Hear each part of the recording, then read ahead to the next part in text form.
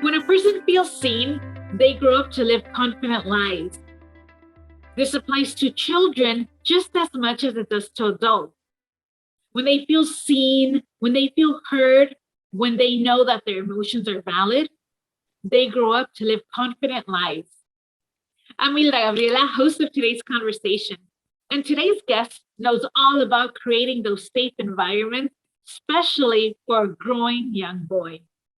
She is Maria Lupe Hernandez Muniz, author of the children's book, I Love You, Kiss, Hug, Snug, It's Okay to Cry. A beautiful children's book about the importance of creating those safe environments for a growing child. I have to say, Maria Lupe is my sister. So when I first heard that she was writing the book and now that she was launching it, of course, I wanted to be a part of it. So here we are. Thank you for tuning in on this stream. And thank you, Maria Lupe, for creating this beautiful book. Well, first of all, thank you so much, Hilda, for having me and for doing this. I know that my little loving Gael takes up a lot of your mommy time right now. So I really do appreciate you doing this and being so invested in my story and me making sure that this story comes out because, like you said, this is a book about making sure that we're supporting our children's emotional journey. And I'm just really excited to be here and to really share a lot of the details that were going on behind the scenes as this journey sort of, transpired through our lives. Yes, I mean, I know Gael is only 1 year old. The inspiration to the book, my nephew, your son, your baby, is now 20 years old. But even with that year gap in between Gael and Isaiah, I think the lessons from this book can still be applied to this day. But how and when did you know that you wanted and you needed to write this book? Well, first of all, I never thought I would be writing a book, let alone a children's book. Like you said, Isaiah is 20 years old. He's a young adult now. So writing a children's book for me didn't even dawn on me. But really, it was approximately 3 years ago in 2018 where I just had a moment. I had this overwhelming moment of, I don't know what it was. I really don't know what to call it, but there were tears. I will say that there were a lot of tears. And I just really got this sense of the need to share my story with Isaiah. So as this sort of moment of aha, came to me, a lot of scenarios started popping in my head. And all of them were moments that we shared behind closed doors that really allowed me to give him that space to share his vulnerabilities, right? So back in 2018, I had this moment and I just started taking notes of everything that was coming to me. And little by little, the book itself started coming together. And it's very interesting because I think I've mentioned this before, that every time that I worked on the book, beautiful things in my life would happen. So I thought, okay, I'm going to take this as a sign that says this is the right thing to do right now. This is a story that might resonate with a lot of other moms, parents, children. So I said, this is my journey right now.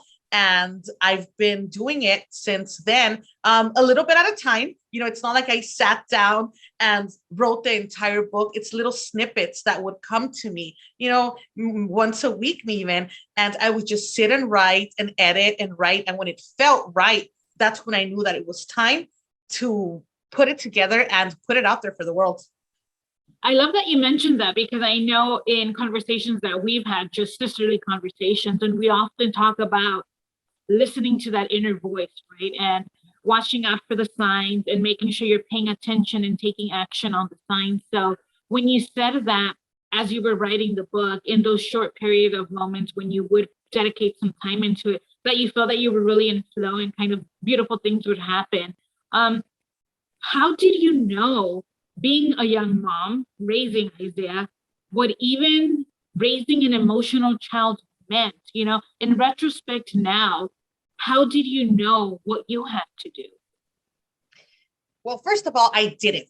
And I think a lot of other moms can probably connect where parenthood is one of the most challenging yet rewarding. We know it's rewarding, but let's talk a little bit about the challenges, and not only the challenges, but culturally, the way that we've been brought up, right? We've been brought up in certain ways that maybe not might not necessarily align with the way that we want to do things as adults. So I didn't know. I was a young mom. I gave birth to Isaiah when I was 19 years old. A couple of years after that, I did become a single mom. And early on, I knew, and I like to think of it that now in retrospect, that's sort of when the story started to develop, right? Is here I am, a young single mom. I know that a lot of my own personal insecurities, I didn't have the skills to communicate what I wanted, what I needed in my relationship with friends, with my partner, even with family. So I knew that that's not a journey that I wanted to continue. So when Isaiah was very young, I knew that I wanted to change that. I wanted to change that pattern of not knowing how to show love, how to communicate what I needed and what I wanted in a respectful way, right? Because there's one thing to communicate as a mom where it's full of screams and you pull out the chancla and you pull out, right? That's one way of communicating, right? Like a lot of us who grew up here in Latina households probably can connect with that, but I knew that that's not what I wanted. So I really started to do the inner work myself. And I took every one of the opportunities that I had with Isaiah as a moment of, okay, I have the opportunity to continue doing things the way that I think it should be done, or here's a wonderful opportunity for me to create a shift and change my reactions to the situation. And it was hard. It was very difficult through the years. It took a very long time for me to get where I am now. But I knew that it all started with him. He was my inspiration. I knew that I wanted him to grow up in a world where he saw me being able to communicate, to be happy, to communicate love to him. And in a way that didn't bring any shame. It's like, yes, I love my son. Come here, give me a hug and a kiss. I wanted to make sure that we had that type of a relationship and connection and bond. And I knew that I needed to do the inner work myself first before I can even begin to expect that from him. Yeah.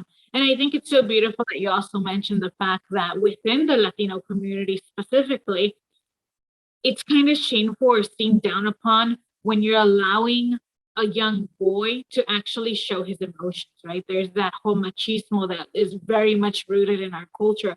So as you're mentioning now, you're remembering going through all of these moments with Isaiah. I'm remembering at the same time watching you go through that with him and knowing that you were doing something important. I just didn't know what it was, right? I didn't really understand it, but I saw that there was a shift. There was a shift, and I'll explain to you what I mean by that. Growing up and seeing how my boy cousins were being raised in comparison to how you were raising Isaiah, it was crystal clear that there was a huge difference, right? Isaiah was allowed to cry, most importantly, to talk about his emotions, to have a dialogue, a conversation about the importance of, yes, I know that you're crying. It's okay to cry. Let's talk about it. I never saw that with any of my male cousins. I wish that I would have, right? Because I think that it would have made a huge difference, not just in their lives, but in our entire family. So the fact that I saw that in you, and I've witnessed it, and I'm getting a little like choked up just even thinking about it, because now that I'm in the situation where I'm now raising a young boy, I need to make it a point, and I want to make it a point, and I do make it a point to make sure that he's growing up in the same type of environment. So I really feel that you probably don't even know that you've done this, but you have changed the trajectory of our family just by doing this. Oh, that's so beautiful. And I agree. I think the way that we now speak to Gael, that we communicate with him, it's now implementing a lot of the ways that a lot of the things that I used to say, or the way that I used to show affection to Isaiah. And that makes me very happy, because I remember, a lot of friends and family coming to me when Isaiah was very little And they used to tell me, I'm going to send your kids, my kids to your house so they can stay with you for a week so that you can do whatever it is that you're doing with Isaiah.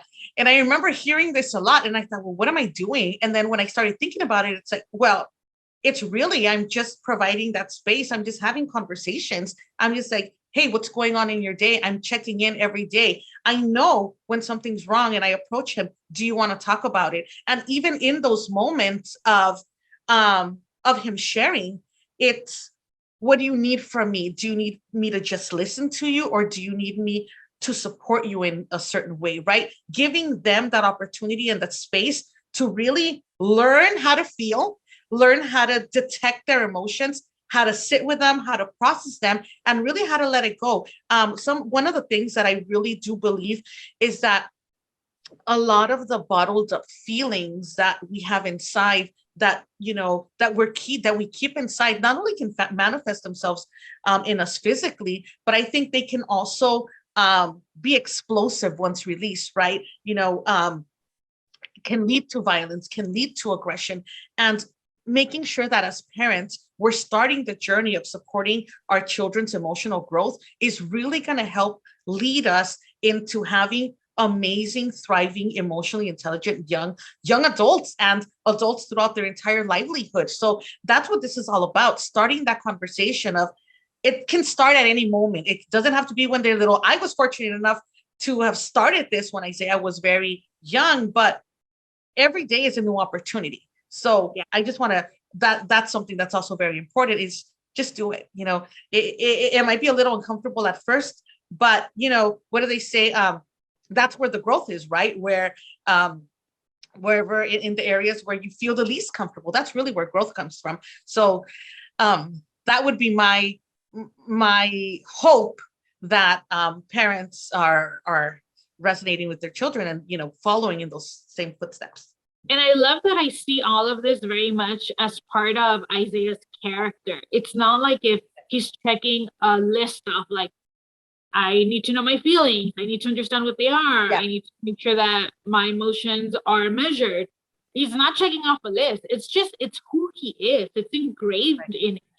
And I think because you started at such a young age, that's why it so resonates with him. And I love, love, love to see him and engage with Gael, because when they're together, I mean, first of all, Gael loves Isaiah. That's like his big cousin. He loves him. He adores him. You could see it the way he like looks up at him. But then also the way that Isaiah works around Gael, even when Gael cries because he hurt himself or he's just tired. Isaiah's reaction is very much like coming from a place of understanding, a place of conscious parenting, which is what we've all been trying to kind of adapt here with both Isaiah and with Gael. So seeing him do that to me is just so reassuring and such a way to show what greater validation do you need than to have this growing, living human being behave in a way that is healthy, that is mature, and that is most importantly very loving. So yes, it's important to be able to take what you learn from this book and put it into practice. If you're watching this, if you haven't picked up the book, I don't want to give too much away, but if you haven't picked up the book, please do so. And one of the things that I highly recommend, I mean, I have my own copy here, which by the way, is signed and autographed by not only the author, the illustrator, but also by the inspiration, and it's dedicated to Gael. But when you have this book, yes, when you have this book in your hands and when you're reading it to your little one, I encourage you to practice what you're reading, right? Similarly to how we say practice what you preach, practice what you're reading. Let your babies know that you love them, hold them, kiss them, snug them, because this is very much an action book. And I remember, Maria Lupe, you and I were having a conversation once, and you told me this is an action book more than anything. It's a way for you as a parent to learn how to also be vulnerable alongside your child, right? And you touched on something that's very important. It's like, how can you teach something that you don't know yourself, right? Well, the work begins with you, right? Maria Lupe, you shared a little bit about when you were a young mom, you had to kind of tap into that self-awareness in order for you to make the changes within you, so then that can gradually change within your child. And I love that you talked about that. And something else that you mentioned that really kind of resonated with me was the fact that when I mentioned that you've changed the trajectory of our family by doing this, and creating these safe spaces, not only by doing that, but if I remember correctly, I think you're the first author in our family. I think you're the first one that has ever written a children's book. So talk about breaking generational trauma, talk about breaking the cycle, talk about creating different lifestyles, different opportunities for our children. Now we have Gael and Isaiah growing up in our home and saying, yeah, if I want to be an author, I can do that too. Do you realize that you have done that? No, but thanks for bringing it up. and I think, and I love to hear that because for those of you who are watching who don't know, we grew up in a very tough neighborhood. We grew up in a very tough neighborhood, and growing up, it was whether we wanted to or not. We were always, I felt at least that I was always fending for myself. Right? It's like, who's talking about me? Who's trying to come, start something problems with me, right? I was right. Right. It's always like, what's going on? Always like on the offensive, like, what's happening? What did you?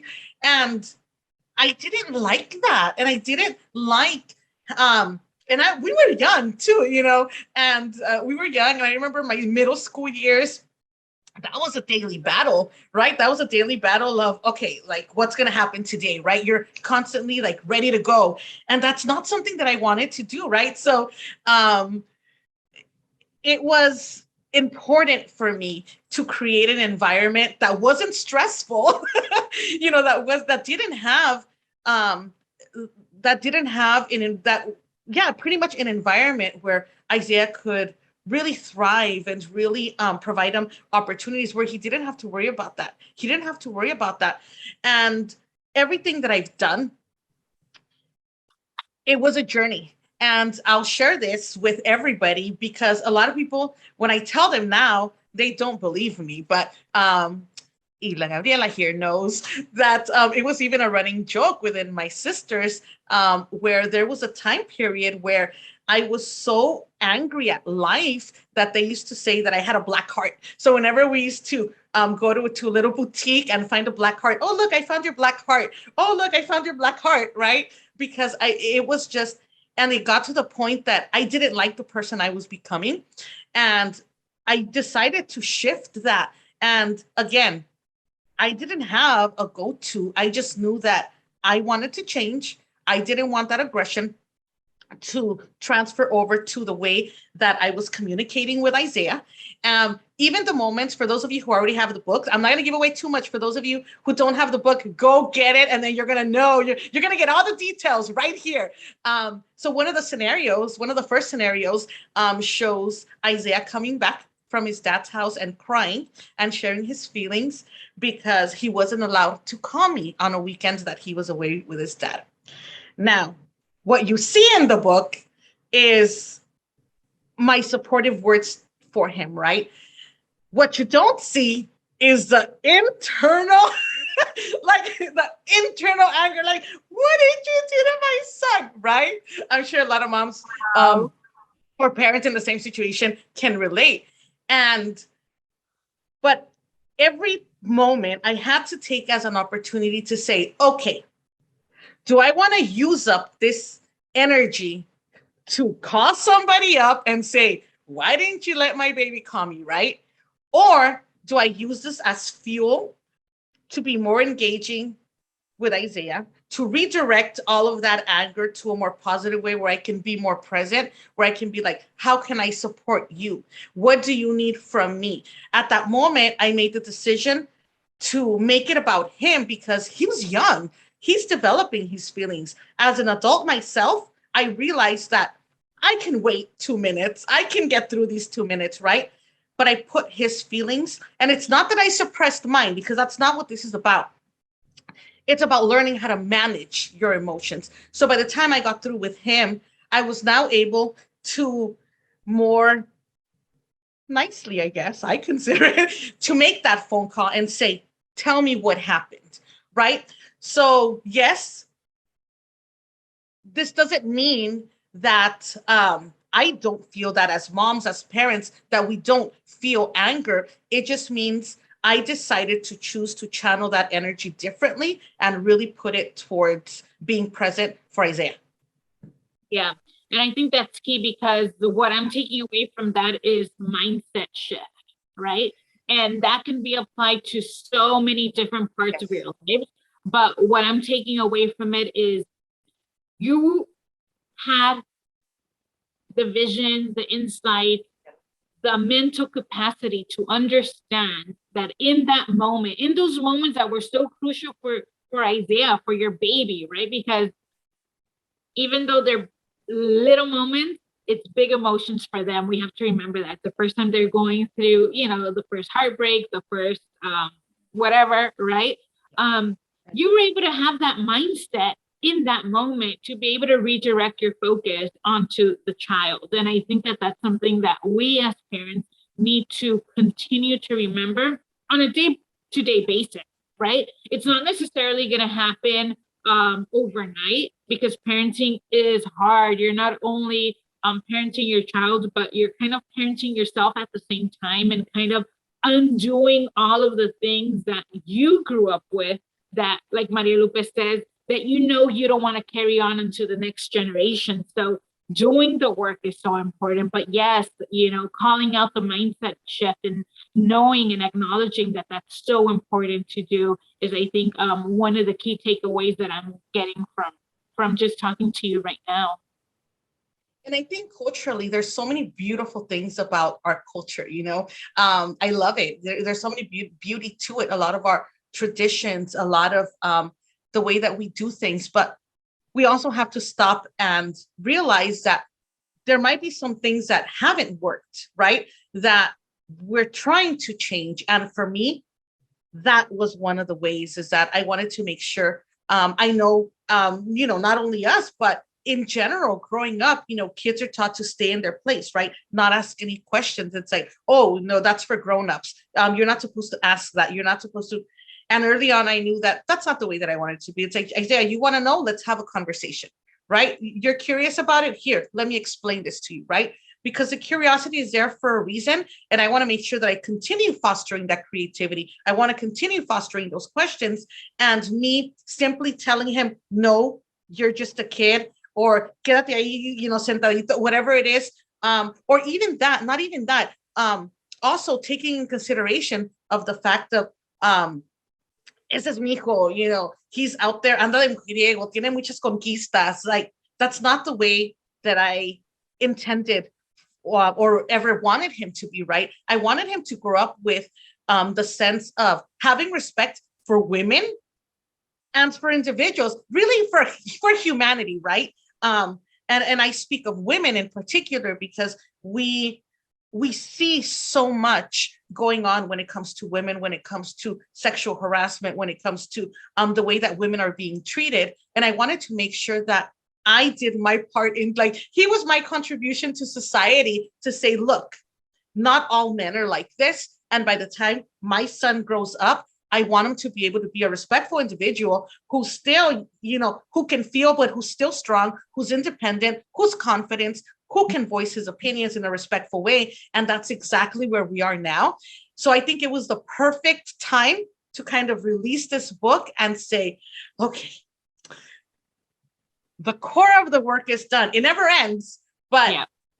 it was a big first hurdle for us to get through, and we're there. And I'm very proud of him. I'm very proud of everything that he's accomplished. I'm proud of the young adult that he is. And, the way that he loves his cousin, the way that he communicates with friends, with family. I'm very proud of all of that. So I think I did a really great job.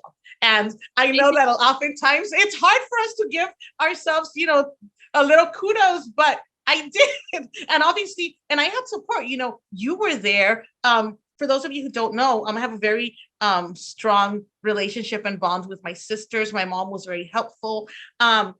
It was a community because I needed it, but it was a very, very small one. But at the end of the day, it's like, I'm going to say I did a great job. Yes, you did. No, yes, you did. And I think that's one of the beautiful things that you were mentioning about our culture is that when we need help, we jump in and we do it. That's what family does. In your case, whether it was supporting you in your decisions of how you wanted to raise Isaiah or jumping in whenever we needed to have a conversation with him at his end. I know that we were there and we were there to support you and in your journey as a first time mom. And I'm seeing it now, in the last year, even more so, even throughout my pregnancy journey, being able to lean in on you and my community in terms of my sisters and my mom, like knowing that you're there helping me navigate, especially postpartum and coming out of postpartum depression to me was a major thing. But being able to voice it first, right? Being able to be emotionally vulnerable and say it out loud to me was like the first hurdle. And after I was able to say it, then I was able to actually really lean in on you and, our other sister and my mom so that we can say, okay, how are we going to get out of this together? Again, being able to be emotionally vulnerable, creating those safe spaces so that no matter if you're a child or you're a parent or you're a young adult, it really doesn't matter where you are in your life. If you're able to create a safe environment for anyone around you or even for yourself, that is going to be key to help you navigate through those really difficult times in your life. Because I know there's going to be times when, even if you have your circle of friends or your family, there's going to be moments when you kind of do feel alone and you need to be able to have those moments like Maria Lupe had when she was, a young mom, or even now when she wanted to start writing this book. Have that moment of self-awareness, have those conversations with yourself where you're being completely honest about what you want, what feels right, and actually ask yourself the questions, where are these emotions coming from and what is the best way to express them in a healthy way? One of the other things that you mentioned, Maria Lupe, was about the timing of this book, right? I know that you and I are family, my sister, my mom, we believe in divine timing, right? Everything happens when it's supposed to happen with a divine purpose behind it. I think that you writing this book now was so perfect because I think that the world is ready now to receive it. I think that they're really ready to embrace it. I don't know, had it been when Isaiah was born back in 2001, I don't know if many people would have been open to the concept of treating your child as your equal in terms of emotionally being available, right? Now we do that, and now we're seeing that a lot of people are tapping into conscious parenting, which is what this is. And we see that they're embracing it, right? What do you think life would have been for you had you published this book back in 2001? To be honest, I don't know that I would have published it. I wouldn't have had a story. I wouldn't have had the development. I wouldn't have had the experience. Oftentimes we think about our hardships as something so negative, right? But at the end of the day, what I decided to do was take all of my hardships and look at them and look at it on the bright side. Look at where I am now. Look at how much we've accomplished. So I had to go through everything that I went through in order to have this beautiful thing develop years later, but it's all a journey. So again, I wouldn't have had a story back then because I didn't know how to express myself, honestly. But now that I was able to do it, I'm glad that I did it. I really am glad that I did it. Well, I'm glad that you did it too. Our family is glad that you did it. I know Isaiah and Gaia love that you did it.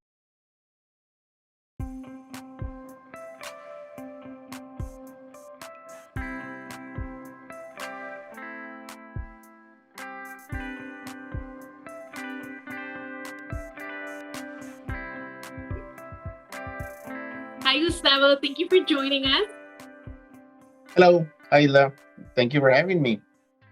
Definitely. Like, I'm so excited because, all of this with the launch of the book, it being a family affair, you illustrating it, my sister writing it, and it being really inspired by Isaiah and his upbringing. I mean, it's such an exciting moment for all of us, for the community to have this message out and about. But you being such a great artist, you've been an artist for over 20 years, you're a graphic designer, you work with wood, with metals, you design caps. I mean, you do all the things art related. How does it feel now to add illustrator for a children's book to your resume? well, first off, thank you for calling me great. Usually I get good or okay. Um, Plus, but yeah, as far as being a children's book illustrator, um, I don't know that I would add exactly that title to my list. I would add, have this as a project to it, which was very different and actually something that I had thought about in the past, not really in this capacity. I mean, obviously in illustrating, but not really. Um, it was more like image-based kind of book that I had in mind, or images that I would have in mind. Um, so yeah, it feels, it's a little bit out of the norm of what I usually do. Thematically, aesthetically, this was all digital pretty much, as opposed to the work that I usually do, which is all hands-on. So that was certainly a bit of a stretch for me. But I think in the end, I like the product. I like what came out. And it feels, sorry, I don't mean to call it a product. It sounds so sterile, but I do like the result. This result that's, like you mentioned, it's a collaboration with Lupe and even with Isaiah, even as much as he might not admit to it, he did collaborate with the creation of it, like the book itself, right? Obviously the story's there and that comes from him, um, but yeah, this collaborative process, I think it worked out. I think it worked out well. now that you already did this, first time experience, actually having your illustrations be published into a book format. You mentioned that you thought about doing something a little bit different with your own illustrations. Now that you've done this, do you want to go back and maybe pick up that idea of that project that you've been wanting to do for a while? Yeah, it's kind of one of those back burner ideas, and that you kind of revisit. And when I see the what I had prepared for that, um, I'll once in a while I'll see that material there, and actually just to tell you what it was. What I wanted to do was like an illustrated alphabet, where it would just be the letters of the alphabet, like a folding book where one side is in English, one side is in Spanish, and where I would actually write out the word, the letter, the way it's pronounced, and that would be each page. So again, no text really, other than letters, done as a woodcut. So when I see those blocks that I prepared a long time ago for it, I'm like, I need to get back to that. But it's just one of those back burner ideas. I do need to get back into cutting wood again and doing more prints. So yeah, it's something that's kind of creeping back. Yeah. Well, I wanna see that happen. I wanna see that project happen for you, especially because, well, I would love Gael to have a set of those prints. But I'm Yeah. pretty sure they're gonna be amazing, just like every other work that I've seen you create too. What I really would love to know throughout this entire experience of you illustrating the book and really sharing in those moments with my sister and with Isaiah, what was it like working with your wife on this project? Honestly, Okay, she left the room, right? Yeah. yes. No, no. No, um it was a challenge only in the sense that, this is something that I was obviously illustrating for myself because, I'm creating the work and this is ultimately part of a portfolio of mine. But, she has the ultimate authority with the work, with the illustration. And, it's kind of like you want to do it just right, and you want to do justice to the story and to the images that I was working with. I was working off of actual photographs that she had in her collection. So I don't, I didn't want to ruin that, and I didn't want to um, again, just that pressure and self-imposed pressure of getting it just right. Um, that I think is a challenge when you're working with with family first off, and with people you love. Secondly, so you just don't want to disappoint. Importantly, your wife. Yeah, exactly. I don't want to sleep on the couch, even though we do have a pull-out, but you know, the bedroom's nicer. Yeah, something that I've been curious to ask you too about this is I know that the book is written more so based on Isaiah's upbringing, right? And it's focused or tailored more towards my sister's experience of raising a young boy. How can, or how does, better said, the message in this book relate to your own personal upbringing? Was it something that was present in your life, having a safe environment to share emotions and share vulnerabilities? And maybe if it wasn't, was it something that maybe you see now that could have been really helpful for you? Yeah, it was the message was certainly shared with us, and it sounds like a cop out or an easy way to say it's like, well, it was all just understood. Um, it wasn't. I was raised by a single mother who became a widow when I was one. Um, so I'm sorry, was I one? Yeah, I was one.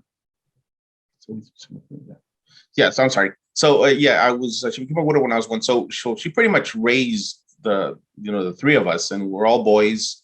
Um, and even though my mom didn't expressly come out and say it's okay to cry, when you need, all this, she also didn't. She wasn't following that that stereotypical trope of aquí todos somos machos, that kind of thing. I mean, she was kind of she was She's the a provider, pioneer. I'm sorry. She was a pioneer of the movement, conscious parenting, and She, she didn't even know it. yeah, she was very much a pioneer. She's very independent minded, and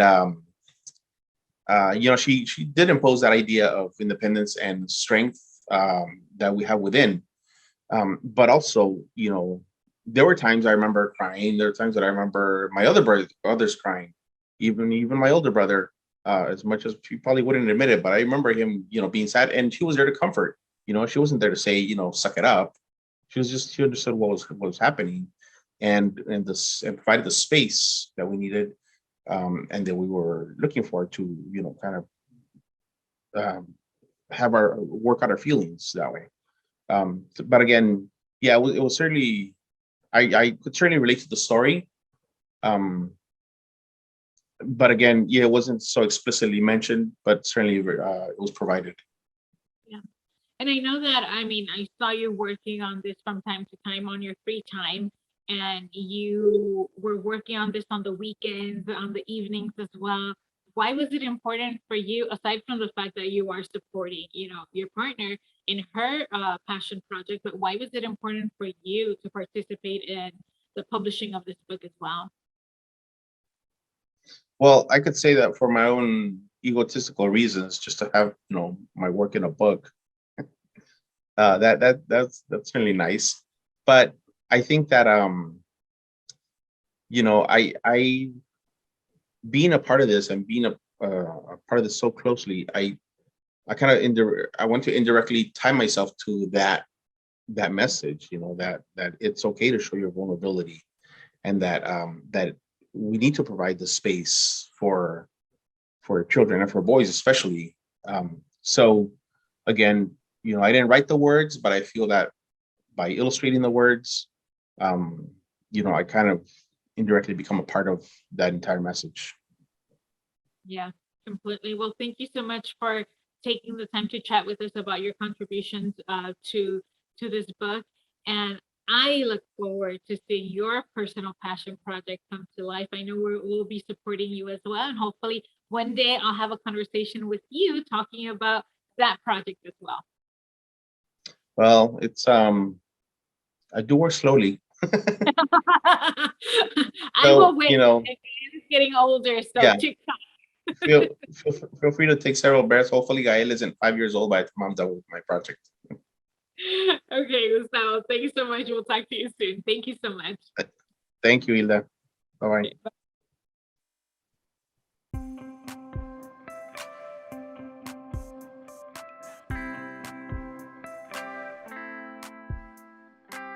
And joining us now is the inspiration behind the book, my nephew, Isaiah.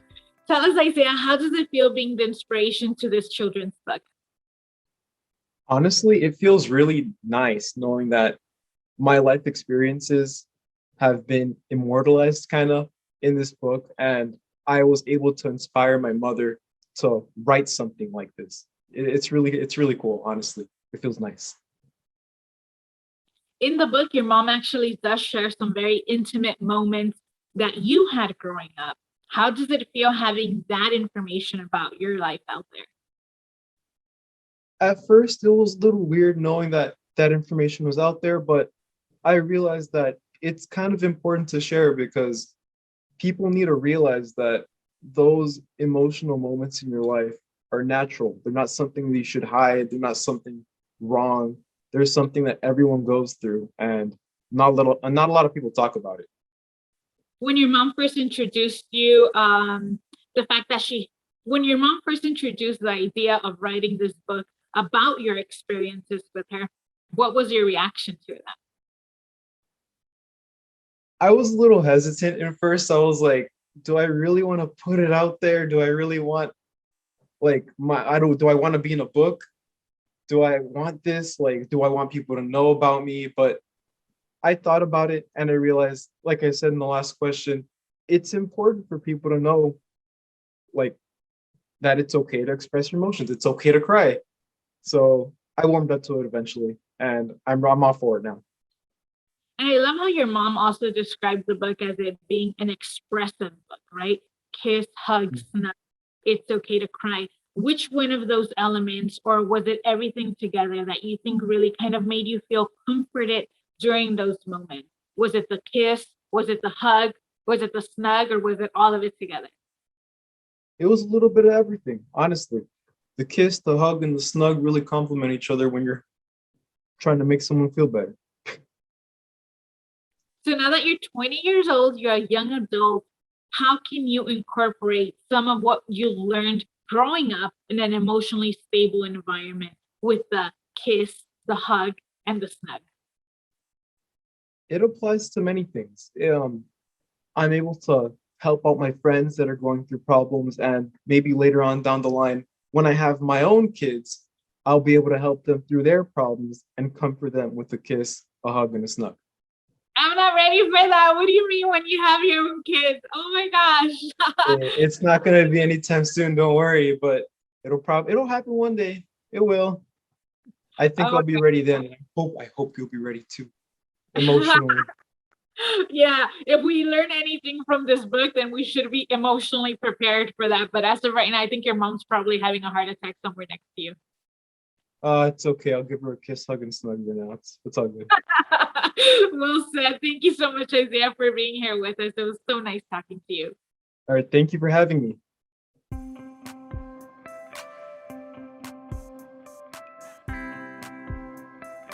I'm hoping for all of our viewers, you that are watching, if you don't have the book, please go out and get it. We're putting the link anywhere around this video, depending on where you're watching.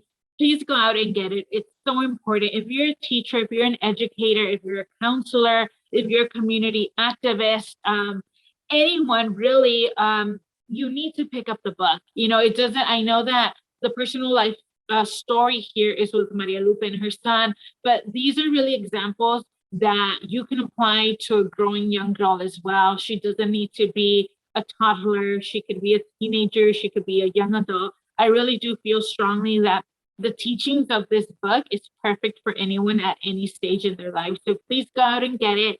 And I know right now, as we gear up for the holidays, Maria Lupe has prepared a wonderful holiday bundle that includes the book, a couple of other goodies, but my personal favorite, and I know that Gael loves these too, these wonderful finger puppets. Oh my God, how cute are they? Like honestly, that legit looks like my sister, and this really looks like Isaiah. I love it because as you're reading and panning through the book, you can put up the finger puppets and read with your child. And what I found to be so cute is that aside from the fact that that guy always wants to eat Tia Lupita's head from here, um, he now gets the finger puppet and tries to put it on his fingers and mimic as I'm reading with him. And I think that's so adorable because your intention, the purpose of this book was for it to be an actionable book. And I don't know if you realize it, but it really has become that, not only with the book itself, but with the addition of this wonderful handmade puppets that are just a perfect illustration, a perfect component to this holiday bundle. I think it's just amazing for you to have created that. So if you don't have the book, go out and get the holiday bundle. It's the book, it's the finger puppets, a bunch of other goodies as well. Go ahead and get it. I can't wait to see what you and your babies create during story time as you're reading to them using the little finger puppets. And I know that after this conversation, Maria Lupe, we're going to head on over and do a Facebook Live, right? Yes. We're going to do a Facebook Live on the Facebook page for It's Okay to Cry. We're going to be doing some giveaways. And I actually have a very special appearance by a very little someone that is going to love to be playing with these during our Facebook Live. So go ahead and join us. We're putting all the links around this video now. And Maria Lupe, again, thank you so much for this wonderful conversation. Thank you for creating this book and putting the message out into the world. And remember, to all of our readers, no matter what stage you are in your life, it is always okay to cry. Hi. Thank you, everybody. Thank you, Hilda. We'll see you on Facebook. See you on Facebook Live. Bye.